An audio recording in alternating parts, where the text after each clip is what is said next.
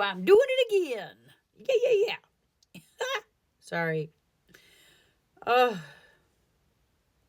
Abba Yahuwah, we come to you again today, not to defend what we have known for generations in this world, but to correct what we are doing and follow your will, because we want to be corrected by you and know what is true. Strip away every layer of comfort that has covered truth in our lives and kept us bound to this world. Expose anything in us that has made agreement with mixture, tradition, and partial obedience.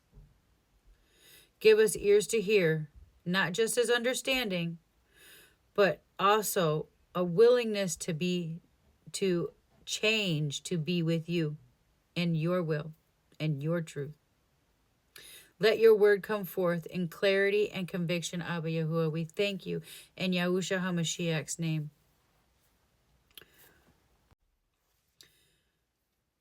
We just walked through Balaam in the last video and the Nicolaitans, how corruption entered through mixture.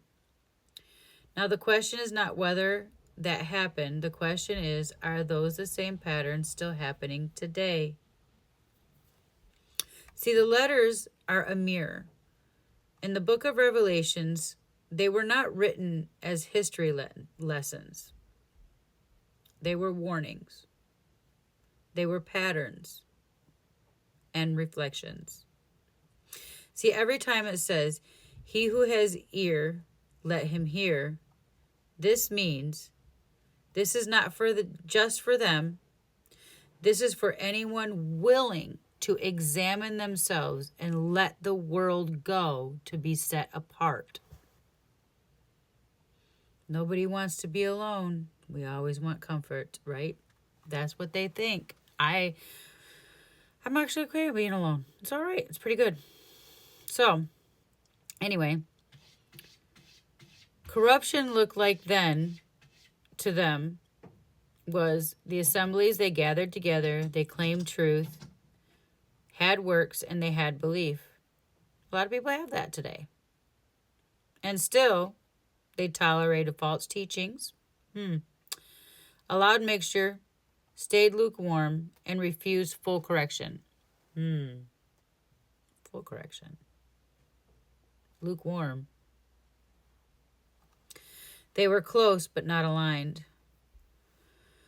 Now, look at today. Not emotionally, but truthfully and honestly. Be open. How about you? I felt that. Tradition over command. 500 generations, 100 generations celebrating these traditions. Then they followed the practices from surrounding nations. The pagans adopted into Christianity their traditions, forsaking all that was Abba Yahuwah, even his name.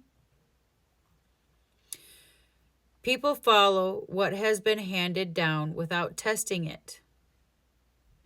If it is familiar, it is accepted. If it is common, it is defended. This is when you start asking for comfort over obedience. See, they compromised to fit in because that's what they didn't want to be separate, because separate didn't mean they belonged. Now people avoid what challenges them. That looks like people walking out of a conversation or phone calls coming to distract you and you accepting that phone call even though you don't want to because you don't want to continue a conversation. See, if it requires change, they resist it. But if it feels good, they keep it. And they are always going to avoid anything that challenges them to change. That's what happens. See, back then they wanted identity with the Father, with the truth, but they never wanted to examine what really was being taught to them. See, they were called his, but they were warned. People claim belief, but do not examine what they follow. They do it blind, without any questions. But Scripture in Timothy says, test the spirits. Test these things. Ask questions. Not just believe.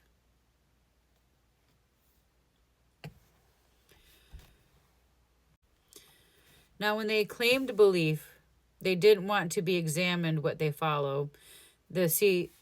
Claiming is strong and testing is weak to them. So I'm empowered because I claim it and I believe it.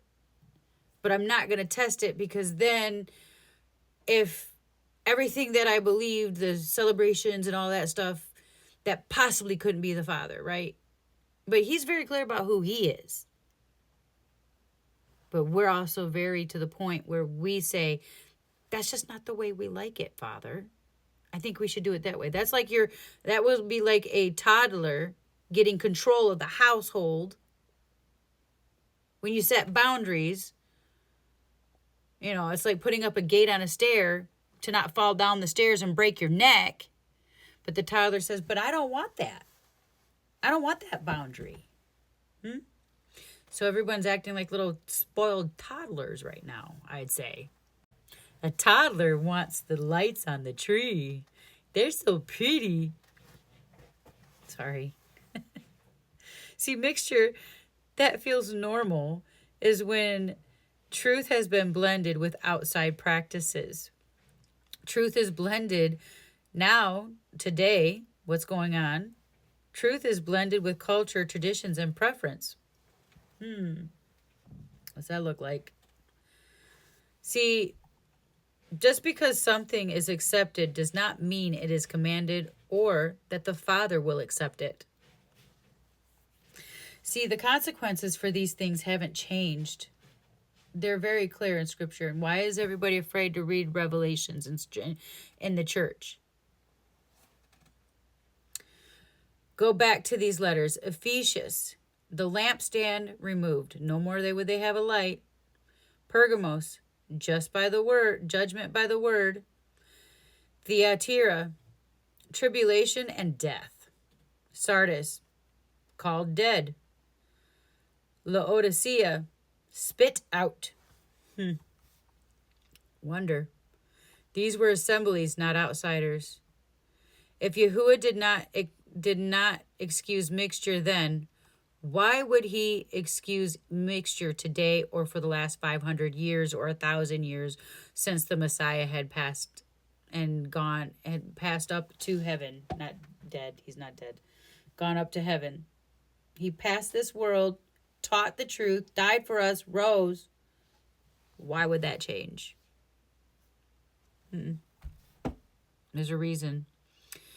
The Laodiceans believed they were fine. They said, we are rich, we have everything, we need nothing. But the truth was they were blind, poor, and uncovered. People say, we believe, we're fine.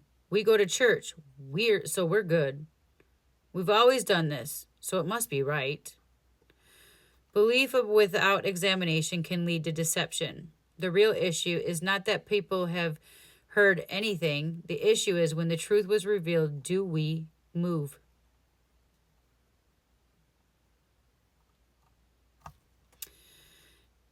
The same pattern. Wilderness, they saw but didn't enter. Assemblies, they knew but didn't fully turn. Access does not equal obedience. Exposure does not equal transformation. The assemblies were not warned because they had no truth. They were warned because they did not remain fully in it. This is the hour to examine everything. Not what feels right, not what is familiar, and not what is true. But what is true. Abba Yahuwah, search us, reveal anything we've accepted not from you. Break any agreement we've made with mixture, comfort, and traditions over truth. Give us courage to walk away from anything that does not align with your word. Refine us, not halfway, but completely. In the name of Yahushua HaMashiach, help us to not deny your name and make those who keep your word